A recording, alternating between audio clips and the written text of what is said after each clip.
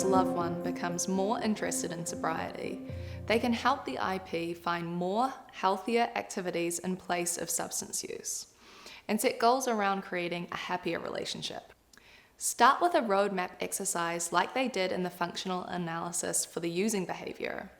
But in this case, have the CSO identify a positive, healthy behavior that the IP finds enjoyable.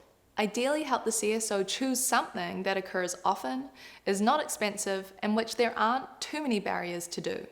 Once they have selected the positive, healthy activity, step it through the roadmap exercise.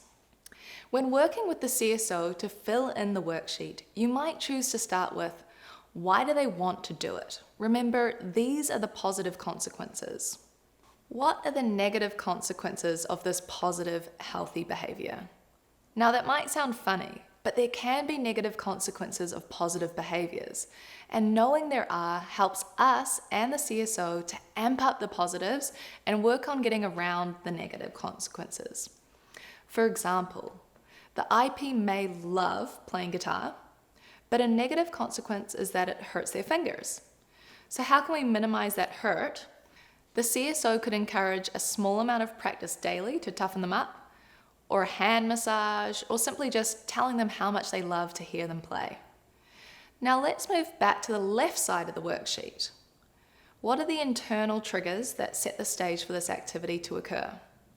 What does the CSO think the IP is thinking and feeling before doing the activity? Are they more likely to play guitar if they are happy or sad? This helps the CSO know when to encourage them to play.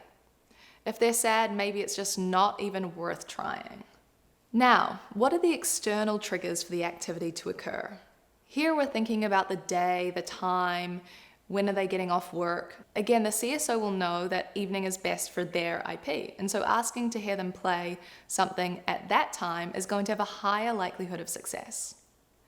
Maybe come up with a few activities they could talk about with their IP to find one that's going to stick. Next, you want to help the CSO set a small goal to attempt around this exercise for this week.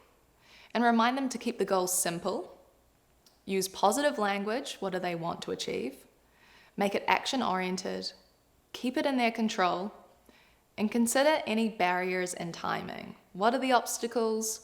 What time is going to be best? Do they need money? Do they need anything else to make it happen? Help them troubleshoot anything that comes up and make sure they're comfortable with the goal to set this week.